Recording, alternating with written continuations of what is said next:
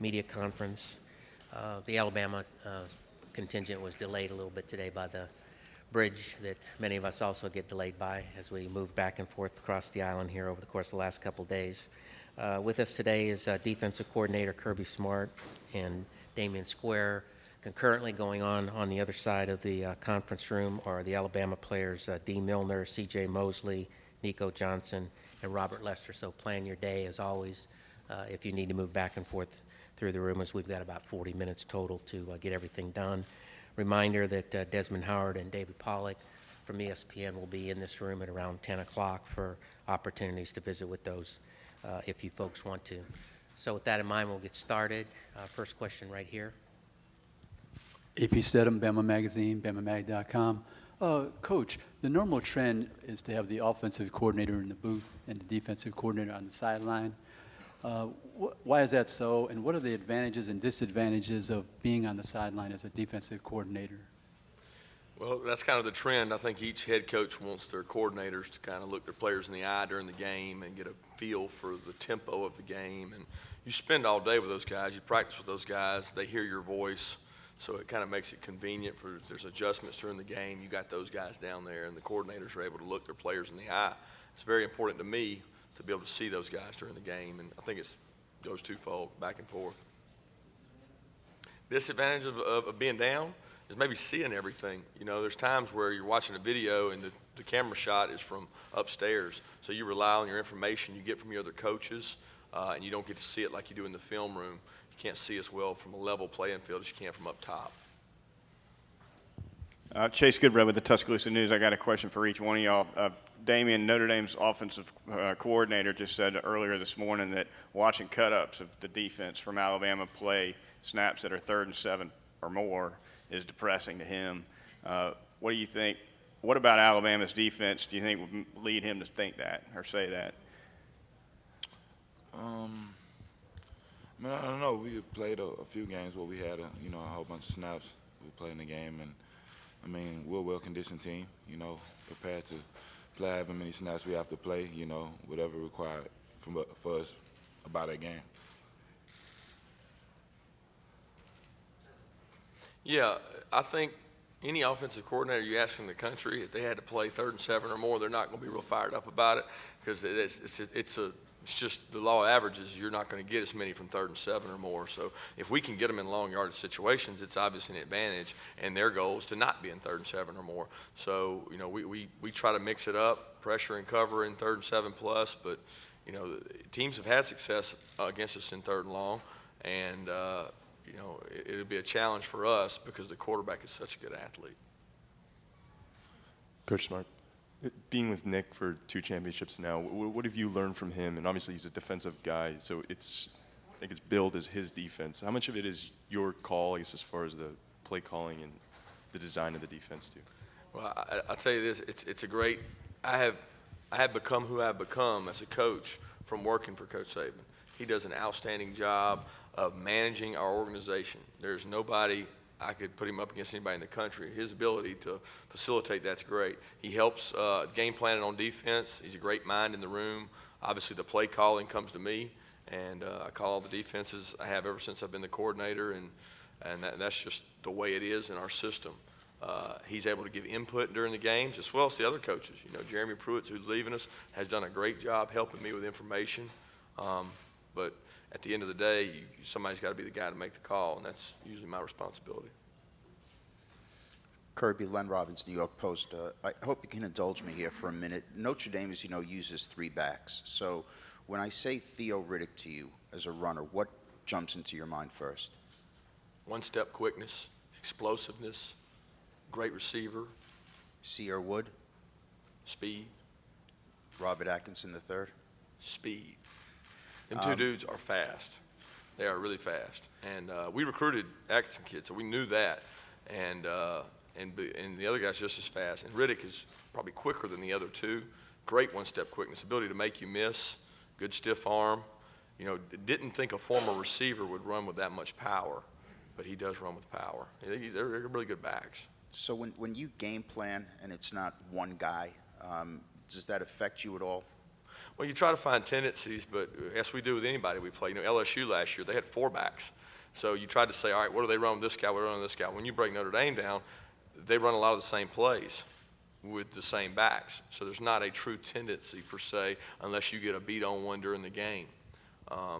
Some guys are better outside runners than inside runners. They run all the same plays with each one of them. So if they don't give you a tendency, you look in another area and try to focus there. Coach over here. Just wanted to ask you, what are the challenges of preparing for a tight end like Tyler Eifert, who is so versatile and can be used in so many different ways on the offense? There's a lot of challenges. That's what we're experiencing now because we haven't faced a tight end with this much talent. The guy's a special player, and people don't give this kid enough credit for his blocking ability. He blocks with great toughness and great effort. I mean, he really forces you to play different defensively because he's so multiple. And they do a great job as an offensive staff of managing their players and using their skill players in the right way. I mean, they put he and Riddick on the same side, makes it hard to cover. They put them opposite and empty. They do a great job with what they do of getting number 80 the ball. And it forces you to do things that you're not used to doing. You can't cheat the system and lean to one guy when they've got 2 guys out there like Eifert and Riddick and the wideouts. They do a really good job. Coach, here in the back, Tim Reynolds of the AP here in Miami. When you break down everything that Notre Dame's done this year, as I imagine you have once or twice, does Golson even resemble the same player now as he was Navy, Purdue, that sort of thing in September? Did you notice a lot of growth when you watched that? Yeah, he plays a lot more confidence, a lot more skill, a lot better decision making. They've allowed him to do more flexibility in the system and the scheme. So he's grown a lot, and I can only imagine with the last 35, however many days it's been, they're going to let him do some more. We expect that. He's a really good player, very talented. Tom Rinaldi with ESPN. Damion and Nick Kirby, the question for both you guys. What did you learn about what a quarterback who can extend plays can do in facing Manziel that might help in facing Everett? I mean, that's a great weapon for any team, for a coordinator. A quarterback like that can make him right with anything that he calls. He can call a play that's probably busted, and then a quarterback can, scramble around for 5 seconds and create things and create havoc for our defense. So as a defensive lineman, you got to rush in the right lanes and have communications with what kind of coverage they're in on the back end and know how to rush and how to keep the quarterback contained so that receivers won't be running for an extended time on our DBs. So we have to do a great job up front in containing a guy like that because that is real. Great for their offense to have a guy like that in their backfield that can make a play right when it was wrong. I agree with exactly what Damion said. Extended plays are how they've made a lot of big plays. You look at their scramble reel, there's a lot of plays that the guy has really great arm talent because he can make a throw from one side of the field to the other. I can see in my mind 3 plays that we've watched over and over where he scrambles to his right, throws it all the way across the field to the left to a wide open receiver, where guys just lost them. They had them covered and they lost them. And to that kid's credit, he creates a different angle of the offense that's hard to prepare for. It's hard to simulate that. You simulate a play that extends that long. You can't do it. You really can't. You just got to play with great effort and great discipline and do your job as a defense. We're here. Don Counselor with the Alabama Media Group. Kirby, Nick acknowledges that you're only in the 3-4 defense about 20% of the time. Why do you continue to call that the regular base defense, and what's the long-term commitment to 3-4?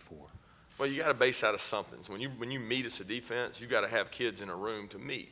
So ultimately, you decide whether you're 4-3 or 3-4 based on how you meet.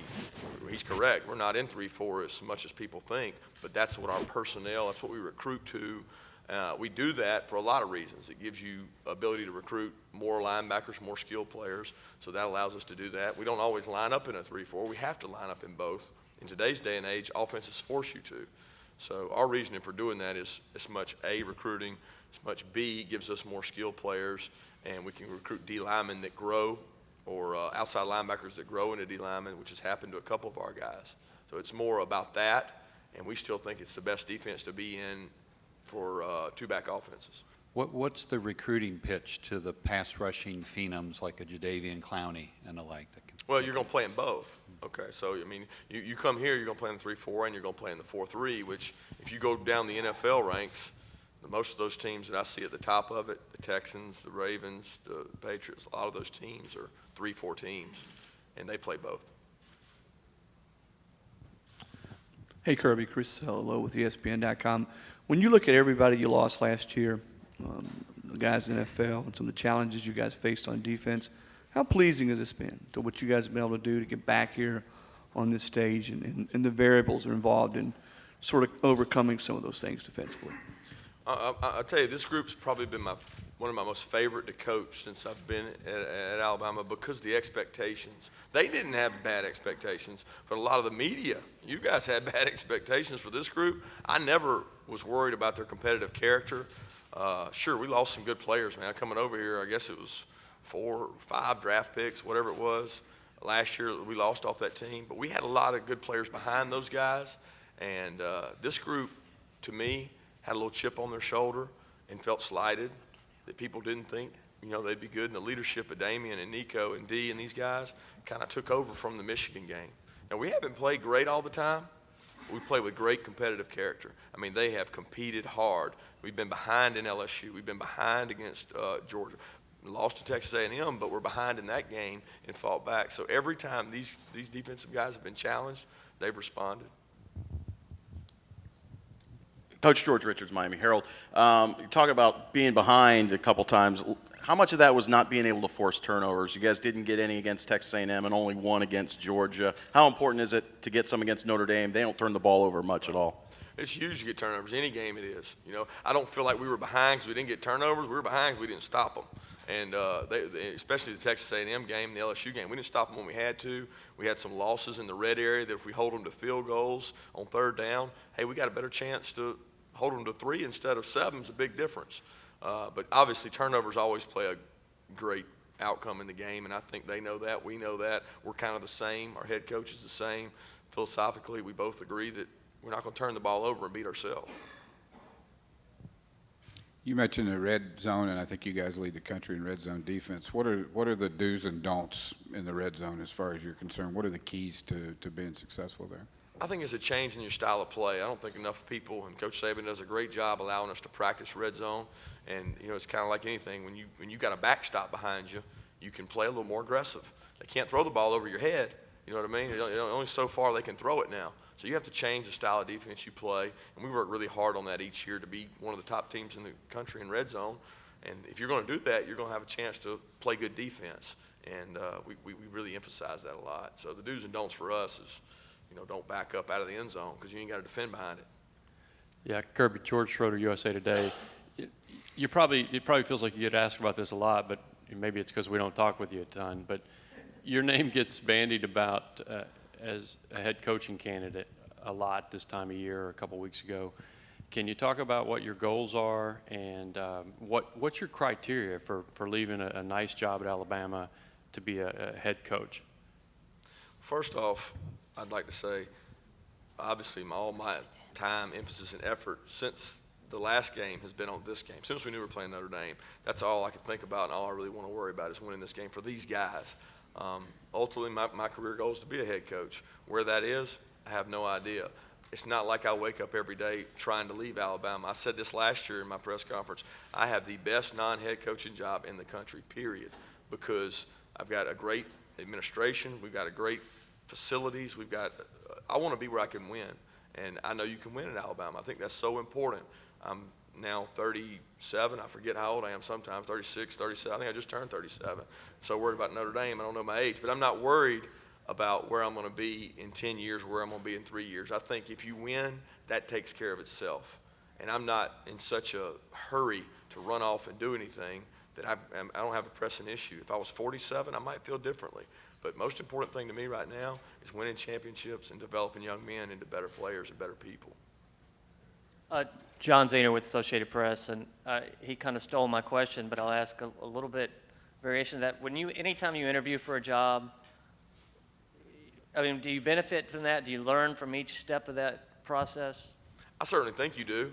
I think the interview process is beneficial for you because you find out a lot more about the people you're talking to, and you also find out a lot more about yourself, and you get better experience doing that. I certainly think it's a benefit, and Coach Saban has been extremely supportive of me in that process and has told me on a number of occasions that he knows that I'm going to have opportunities, and he's happy for me for those opportunities.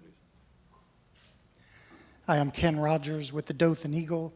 Was just wondering, for both guys actually, what is it like when you guys go good on good in practice, and how important is that, for the development of a young defense like you were talking about?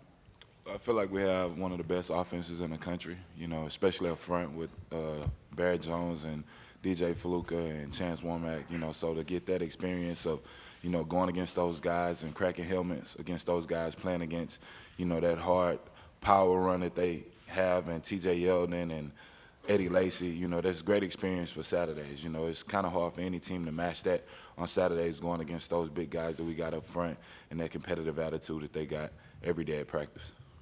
I smile because I think about Damion for the last 4 years, going against Fluker every day, and good on good. And Damion does a great job, but I just cringe at the thought of having to hammer Big Fluker every play. And those two have had some really, they have good wars, and they're really spirited and in the right mindset. I'm not talking about talking trash or fighting. They get after each other, and I think that's what makes us who we are. It creates our identity by going good on good quite a bit. Hey guys, this is for both of you. You can answer. Ed Stinson's a hometown guy here from South Florida. Just can you talk about his development and I guess what he's meant to the team this year? I missed you. Who? Ed Stinson. Ed Stinson. Go ahead. Speaking, like Coach said, he's one of those guys that converted over to D-line, from playing linebacker. Ed is one of those guys with a high motor, and they're extremely athletic. He's a fast guy. He can jump high. He's very strong, got great size. He's one of those guys that's just a great football player. I think Coach could put Ed at safety, and he'll play that, with everything that he got. He's just a guy that can do whatever you ask of him. And it's, I play with a lot of great guys, but very few guys that can do anything that you can ask of them on the football field. Some guys are limited to certain things, but Ed is one of those guys, whatever you ask him to do, he can do it. He has the speed to do it. He has the strength to do it. He has the mindset to do it. He just want to be great, practice with a high tempo all the time. Yeah, every day we run sprints, he's always in front of Damion on the D-line group, so I know he can run good. He runs like a linebacker. He does run well. Andy Staples from Sports Illustrated. Kirby, can you talk about the development of Jesse Williams and the decision to change positions with him this year, even though he's still really just kind of learning the game? Yeah, he's a unique player. I've coached however many years, 13, 14 years now, and never really been around a guy quite like Jesse, because when he first got to us, there were things he didn't understand about the game, or the more the American kids all grew up saying, all right, what does the flat mean? He didn't know what the flat. We said drop to the flat. He had no idea what that was, and had to learn a lot of things. But he always had great quickness and could really run fast, and very strong, obviously. So it's been a unique experience for us to coach him. As far as moving positions, there's not a whole lot of difference in playing dead head up the tackle as opposed to playing dead head up the center. So it wasn't a big change for him. Obviously, there's a guy coming from your left and right when you're inside. So he had to get used to reading blocks and reading angles, whereas when he was outside, he just had coming from one way. But he's a special talent. He's a unique player that we weren't quite used to having. Chris Gasper, Boston Globe. This question is for Coach Smart. Coach Smart, you were with Nick Saban in Miami, with the Dolphins in the NFL. How closely do you guys run this Alabama program to the same program you had in the NFL, and what are some of the benefits of running an NFL-style program at the college level? I think it helps you with the development of your players. I think in the NFL, everybody develops their players. In college, it's not always that way as far as the number of reps you get. In the off season, how many reps do you give your 3s and 4s? In your training camp, how many reps do you give those guys? So to me, the development of the younger players, so that when you lose 5 guys or 6 guys on defense, you've got guys ready to replace those. And I think his focal point is always, how are we going to make ourselves better at every position? And he's always working towards that. And I want to say this, my stay down here was really great. I have a son, I got twins at home, one named Weston. We named him after where I lived down here in South Florida, in Weston, Florida. And he went yesterday to to the city limit sign and got his picture taken right there. So he was really happy about that. He's now 5 years old, or fixing to be 5 years old. Coach Smart, given what you said about your aspirations in coaching, given what you said about Alabama, would your ideal situation, maybe your dream, be to succeed Coach Saban at Alabama and coach there someday? Well, I'm like Coach Saban. I don't get into hypotheticals, all right? So that's completely a hypothetical. I think Alabama is a special, special place. And it's obviously a great place to coach. But as far as anything outside of that, I'm just worried about this game and being successful at Alabama. For Coach Smart over here, what does a guy like Damion bring to the table on and off the field? And then for Damion, what do you think you're going to remember most when you look back on your career at Alabama? Well, first off, Damion Square is a special player now because he was one of the first players to come.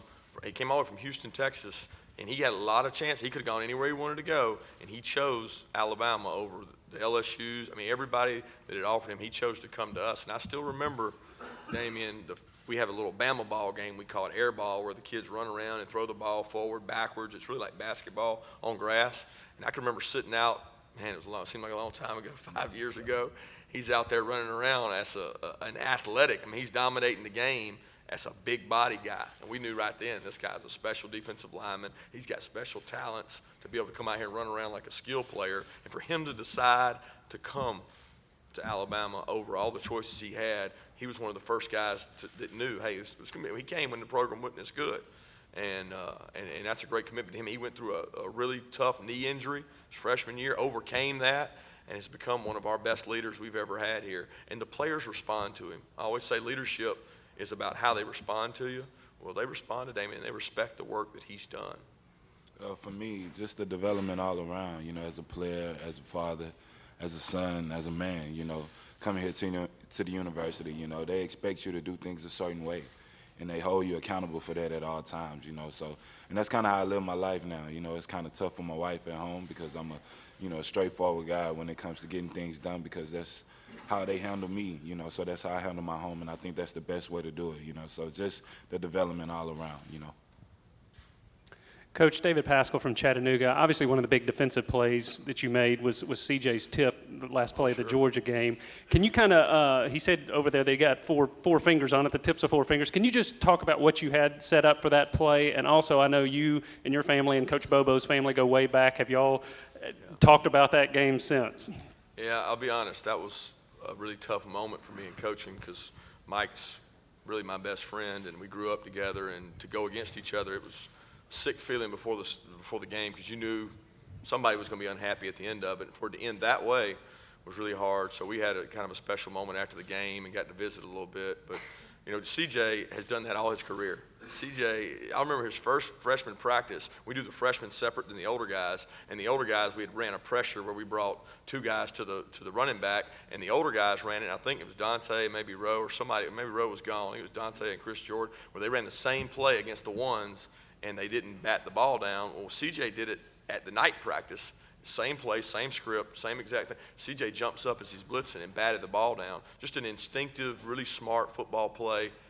And from that point on, he's always had a knack. Even in the LSU game, there's a 3rd down that they were going to convert, and he was dropping, and he kind of just batted the ball. He naturally does a good job of that. He's a really good basketball player in high school. He did the same thing in that game. It didn't surprise me at all that he did it. And what did surprise me is Gino was supposed to be blitzing with him. So I always wondered to this day, if Gino had blitzed, they probably would have batted the ball down to the ground, and there would have been another snap. So the fact he didn't come and bat it down, and they caught the ball, it's a little bit fate there. Lakin Littman with Fox Sports and Scout.com. This question's for Kirby. How did you and Scott Cochran's families become so close, and also what kind of effect has he had on the program? Scott and I have been close since LSU, the year I spent there with Coach Saban. Scott was there, but our wives both are raising 3 kids. Both our kids are kind of the same age, so our families mirror each other. So the wives end up spending a lot of time together, and as anybody knows with coaching, there's not a lot of time in season spent at the house, so they spend a lot of time helping each other out, and we've become really close through that. And Scott's impact on this team is really tremendous. Scott does a great job. He always has energy. He always has enthusiasm. The players like him. The players respond to him, and he enjoys his work. Anybody that enjoys their work like he does, they become successful. And then Damion, could you also just talk about just the effect that Cochran's had on the program since you've been there? The energy that he has, he always says energy is a choice. And at first I didn't feel that way, but, if he can come, I've been here 5 years and he hasn't missed a day, with that energy and enthusiasm that he brings to the weight room or to the practice field every day. And if he can do it, I know I can do it. So he's just an example of what we should be every day out on the practice field, loving what you do, loving your work, and just coming to work. Coach over here, Al Lessar with the South Bend Tribune. You've retooled over the past 3 years. What's been your blueprint in putting a defense back together after having a great one? And what do you need to see out of a player, out of his eyes, that tells you he's ready to take that step into that pivotal role? The blueprint would be big, physical, stop the run, dominate the line of scrimmage, very similar to Notre Dame's defense. Big linebackers, stop the run, make a team one-dimensional, and then try to suffocate them from there. Try to affect the pass and create negative passing situations and lost yardage plays. That's the blueprint, is getting big physical defensive linemen that can control the front and allow you to play special coverages on the back end. That's kind of what we've always done, and try to replace those guys with guys like them. So if you can recruit to that blueprint, you've got a chance. As far as what you see in a player's eyes, I think every player's different. I can't look at a player and say, oh, he's ready to play, because each player's different. I was the same way as a player. What makes me ready to play doesn't necessarily make you ready to play. So you get yourself ready to play individually, whatever you have to do to be successful, but do that. Chris Walsh, 24/7 Sports. I think the three players that Barrett Jones has primarily faced in practice are Marcel Darius, Terrence Cody, and Jesse Williams. So, Damion, what's it like to face him in practice? And Kirby, is Barrett at his best when he's facing bigger defensive linemen? Barrett just has great technique. You can tell he's been coached by great guys, previous, and has been coached by great coaches here at the University of Alabama. He can adjust. He can be an aggressive guy, or he can be a guy that's kind of passive and let you beat yourself, and that's what's so great about Barrett Jones. He plays the game with great technique. You can't really find a flaw in this game, and that's the reason why coach can move him all around the front. You can put him at center, you can put him at guard, you can put him at tackle. It's because he's been coached by great coaches, and he knows how to change his game up. Some guys are one-dimensional, but Barrett is a guy, whatever you need him to bring to the table at that position, he can do that. Rather you need him to be a great, tackle, kick-stepping, or you can be a hard guard on the line that's, setting the D lineman up front, being aggressive and moving, the three technique. He's just a guy that can adjust to any situation, and that's what makes him so great and so aggravating to go up against at practice. He does a good job to me, he knows what he has to do to win the down, and he executes that. Whether it's a big, small, quick guy, he executes what he has to do to prevent his guy from making the play. And at the end of the day, that's what you want your offensive lineman to do. Michael Cascarande, Sun Sentinel. For both of you two, the perception is these games, these championship games, are won in the trenches. How true is that, and how does this matchup set up for you guys? I certainly think they're one in the trenches, and I think that's where they're really dominant at. I know I haven't seen their defensive front much, but that's what everybody talks about. And I know their offensive line has several guys that are going to be playing in the NFL, and they do a really good job with the run game. That's what people don't give them enough credit for, to me, is their ability to double team up, run the power game, very similar to our guys. So, yeah, I think it's one of the trenches. I think it always is, and it always will be, because if you can make them one-dimensional, you got a shot. Well, there's some games that, you play and you feel like you have no control over in the trenches up front with guys running from sideline to sideline and things like that. So whenever you play a game that, you got a team that's coming downhill, and they're trying to play, football, say the way it's supposed to be played, with double teaming the three technique, you feel like you have control over the game. And with me being a D lineman, I want the game to be played in the trenches. I want, that pressure on me, because I feel like I can be, big for my team in that situation.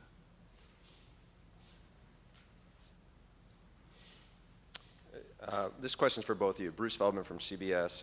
First, as a player, how involved do you get in the recruiting process with a kid who everybody may like athletically, but you see him and go, you know what, he's not necessarily for us, attitude-wise, to what this program has kind of been built on?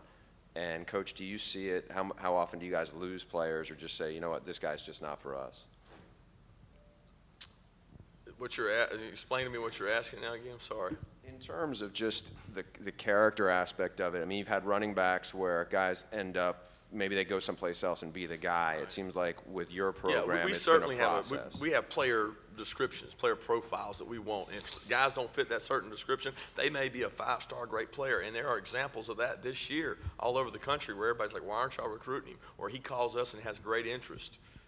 We're just not interested because that's not what we recruit to a certain standard. We say we want a guy to be this tall, this big. Now, does that not mean there's not exceptions? Sure, there's exceptions to the rule, but we don't want a team full of exceptions.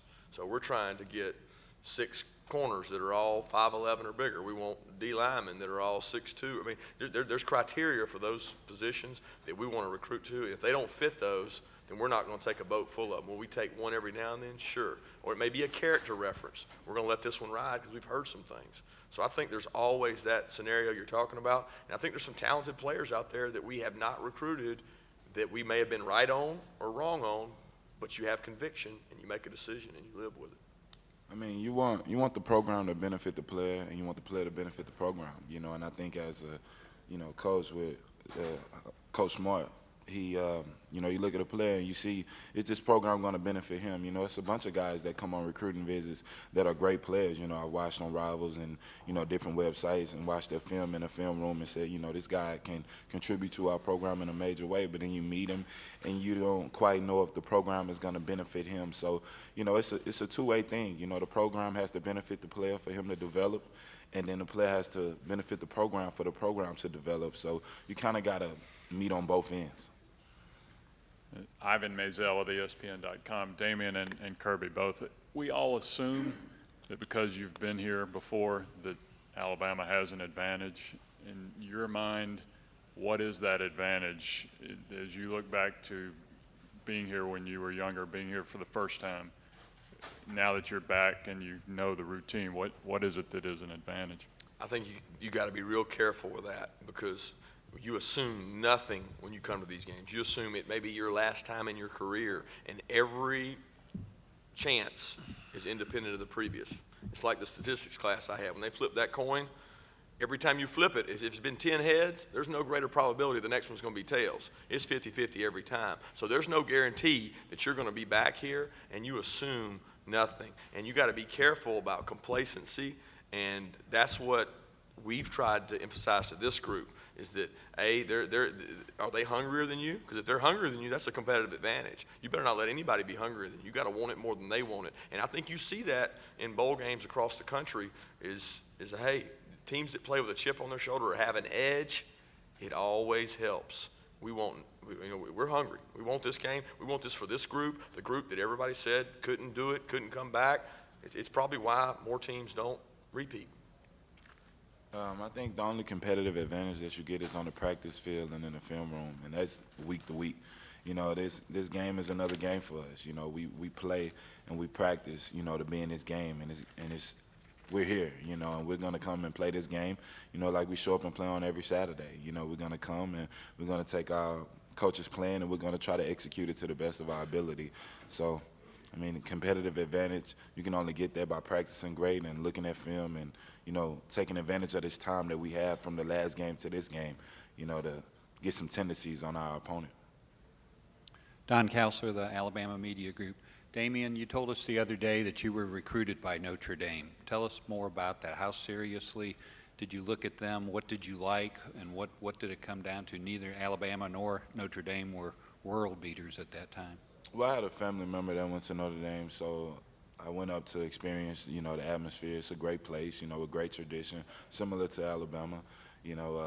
At the time, Charlie Weiss was the coach, and they had, a great program going on at the university. I just felt like Alabama was a better fit for me, but Notre Dame is a great place. They have a lot of pride in what they're trying to do up there, and they've been trying to get to this point for a while, and they're here, and I'm pretty sure that they're going to try to come and take advantage of this opportunity.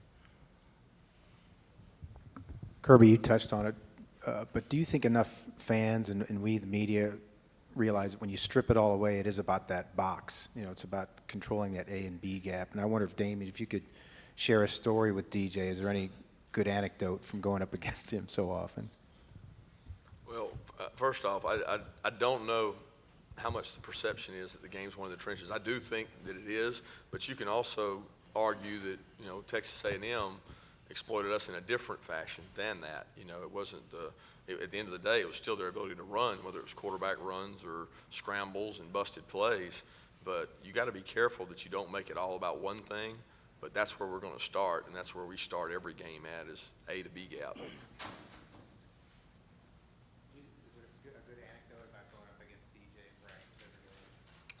Like I said, it's hard for a team to simulate a guy with that much mass, you know, and that type of attitude. You know, that's, I mean, just practicing against that guy, I'm almost positive that I'm not going to see a guy like him on Saturdays, you know, and he's going to bring it. He's going to bring it every day. You know, that's the attitude that he has. You know, he want to win in everything that he does. And, you know, with me, I just have to take advantage of, you know, practicing with that guy. You know, I appreciate him, you know, coming and bringing that energy because it wakes me up some days.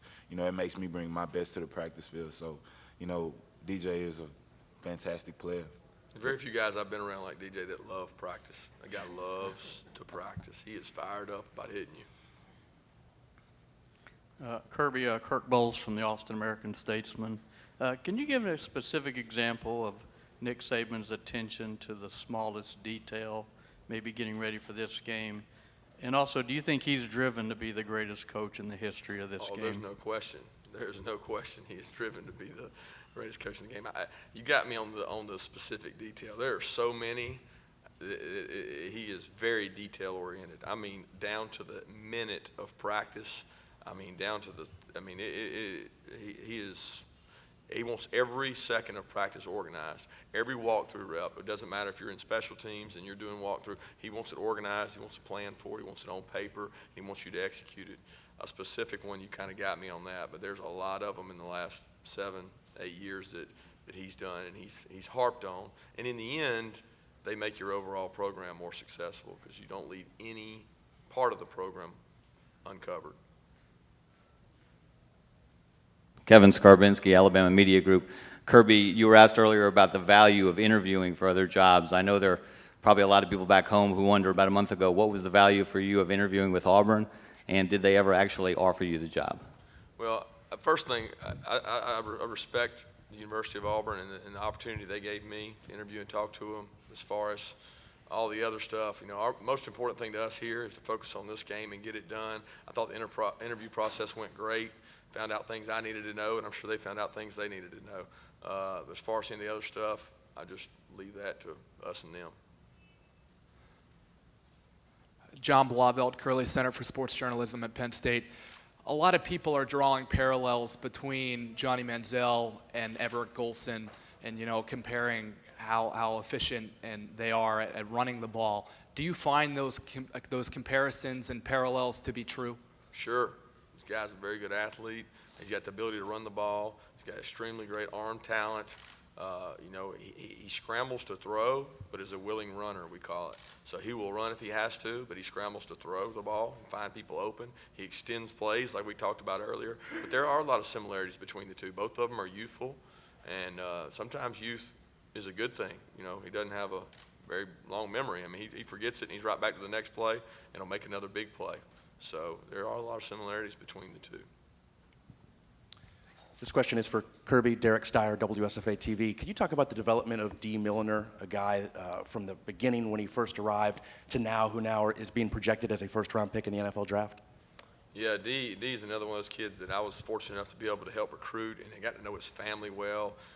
His father played for my father in high school, and D has developed. I mean, he came early in the spring, early one year. It's he and John Fulton, and we knew right away both of them were going to be good players.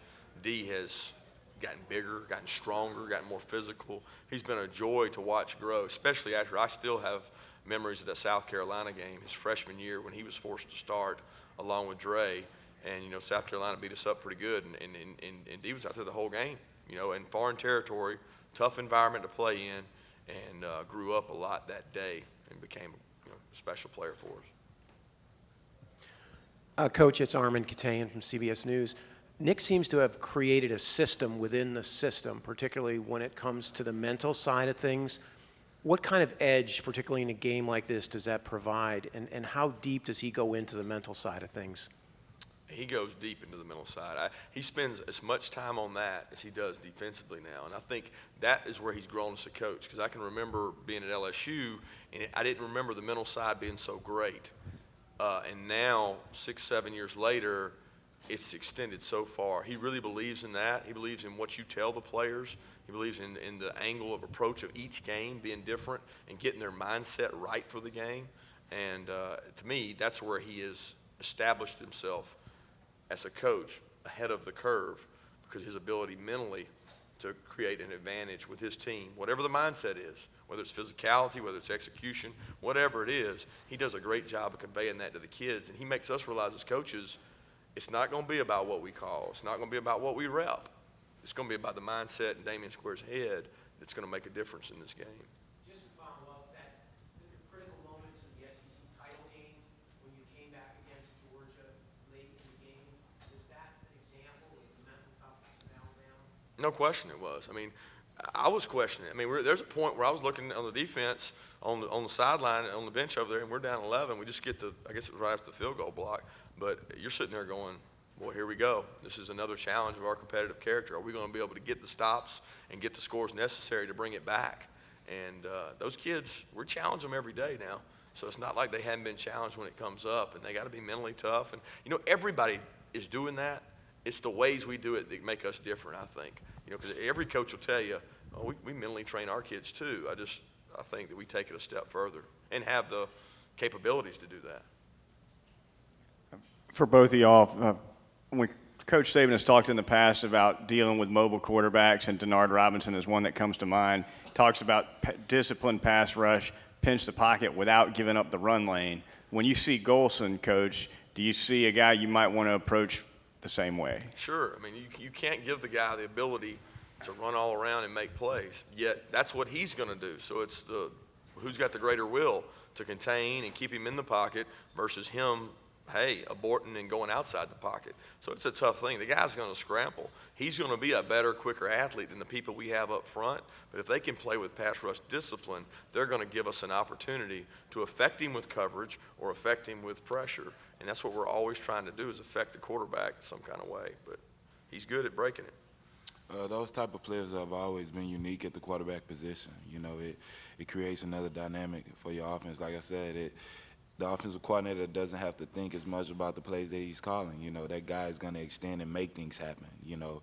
he's going to, make a defensive back break coverage and things like that. So whenever you're playing against a guy that can do that with his feet, it's always detrimental to a defense. You know, it's another aspect that you have to practice. You know, you have to get a guy in practice that can simulate what that guy does on the field. You can't just have regular practice reps like you're going against a pro-style quarterback when you're going against a guy that can extend plays. And luckily we have a guy like Blake Sims that can simulate that at practice and just going through scrambling drills and things like that. So whenever you have a guy back there like that, it's great for their offense, and it's something that we have to worry about, as a defense.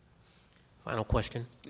Kirby, how much has it prepared you working under Nick, down the road when you are going to be a head coach versus having gone somewhere in the last few years, the positions and the way he challenges you?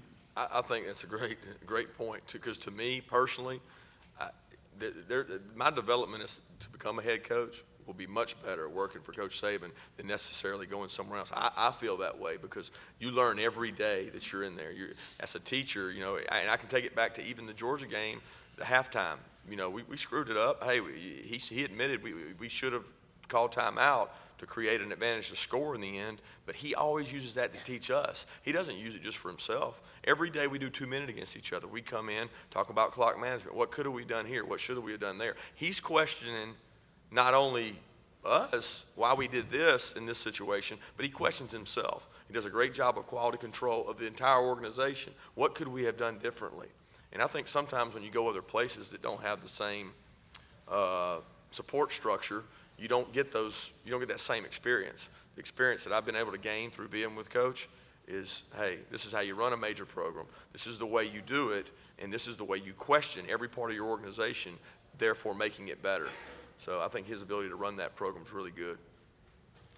Thank you, Kirby. Thank you, Damion. That wraps up today's conference.